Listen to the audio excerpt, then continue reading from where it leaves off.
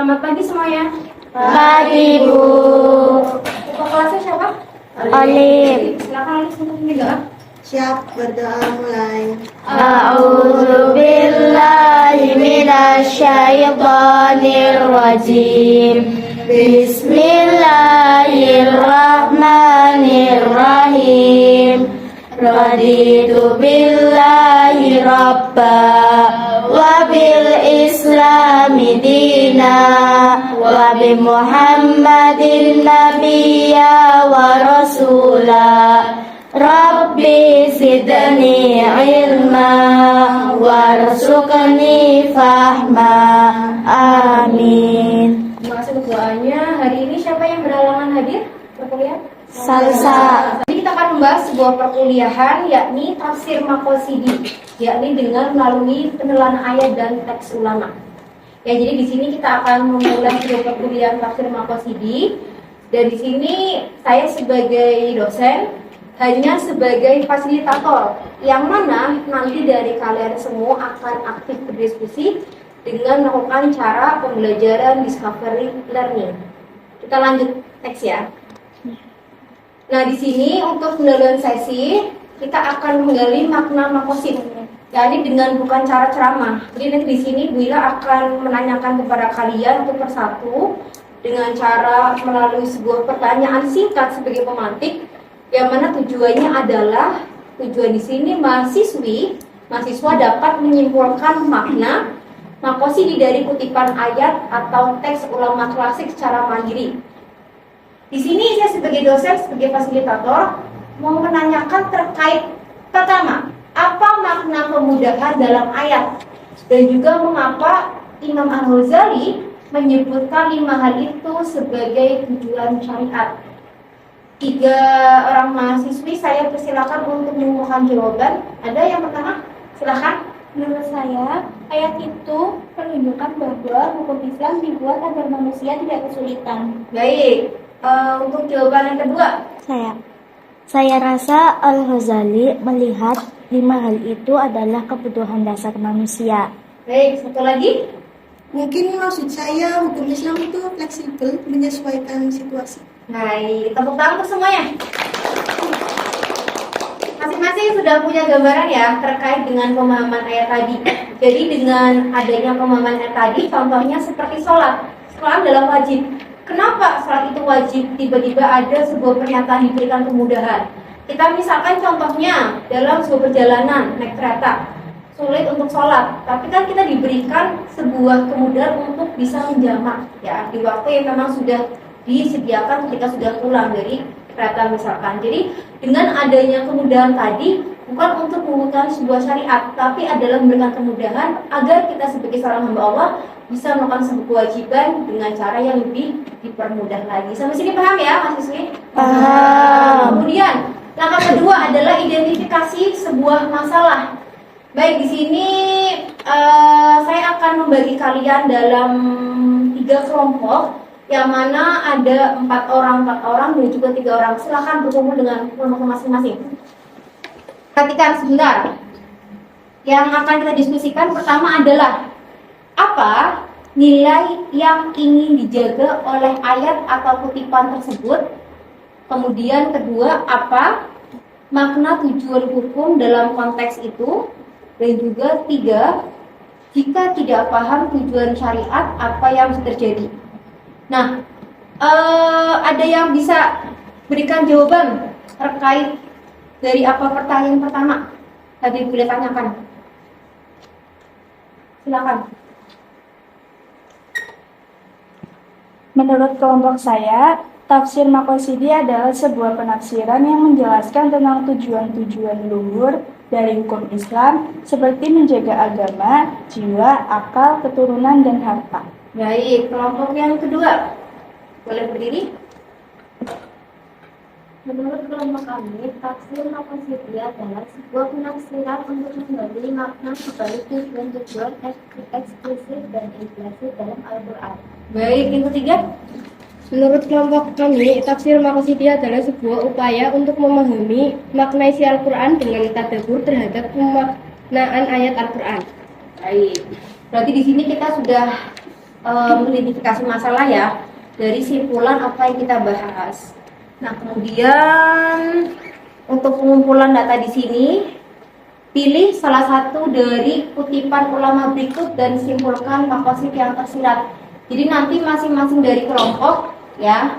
Kelompok pertama nanti dikasih tambahan tadi keterangan. Pertama adalah syariat datang demi kemaslahatan manusia dalam kehidupan mereka di dunia dan akhirat. Kelompok kedua nanti membahas tentang tujuan hukum tidak akan bisa dipahami tanpa memahami kondisi manusia.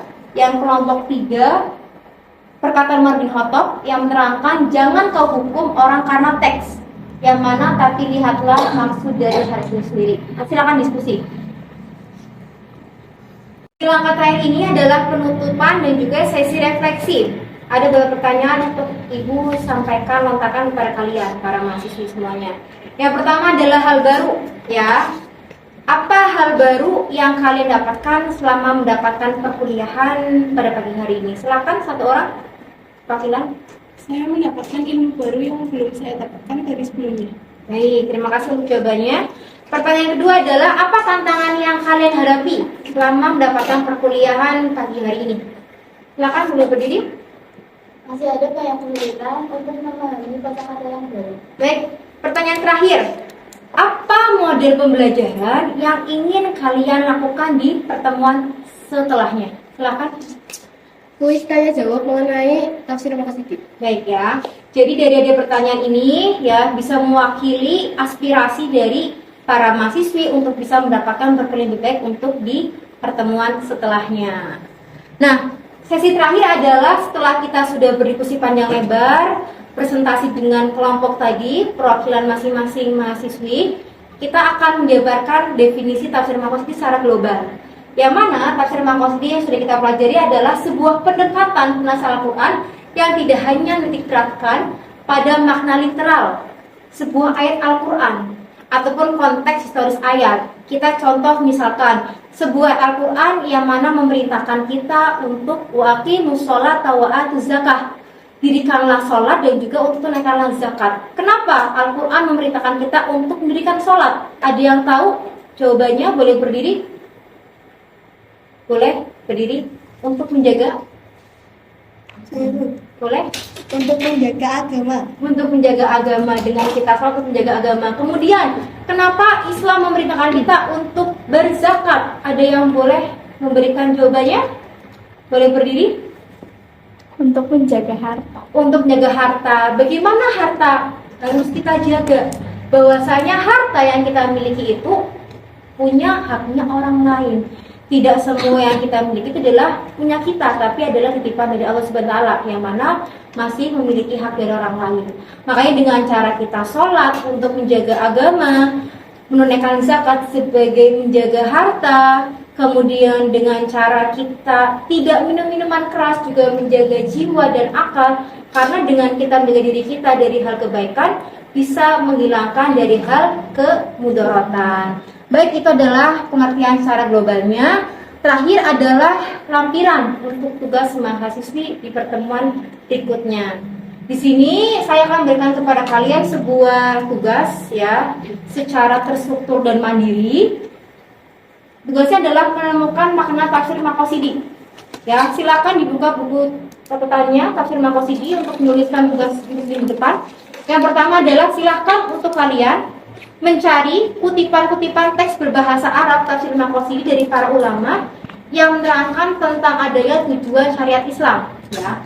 Kemudian nanti setelah sudah mencari makalah tersebut, silakan diskusikan dengan teman kelompoknya. Boleh dengan kelompok yang sekarang sudah dibagi ataupun dengan teman yang ada di samping kanan kiri.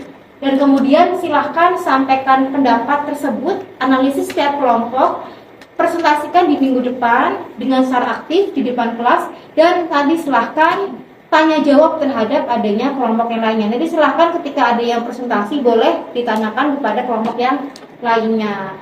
Terakhir adalah jangan takut salah, yang penting adalah berpikir. Sampai sini bisa dipahami semuanya? Bisa. Baik. sudah kita selesaikan pertemuan pada pagi hari ini ya. Saya harap semuanya bisa memahami dan menyelesaikan tugas dengan baik. Lakukanlah tugas dengan cara mengerjakan tugas struktur mandiri, baik itu secara sifat personal ataupun sifat secara kolektif, secara kelompok. Baik, sebagai penutup kita akhiri dengan membaca doa kafaratul majlis. Subhanallahumma wa bihamdika asyhadu an la ilaha illa anta astaghfiruka wa atubu ilaik. Dari pribadi saya mohon maaf kalau ada kekurangan, kehilafan. Sampai bertemu lagi di minggu berikutnya. Jangan lupa untuk menyelesaikan tugas bagaimana kita hadapi untuk pertemuan berikutnya. Terima kasih untuk perhatiannya. Wassalamualaikum warahmatullahi wabarakatuh. Waalaikumsalam warahmatullahi wabarakatuh.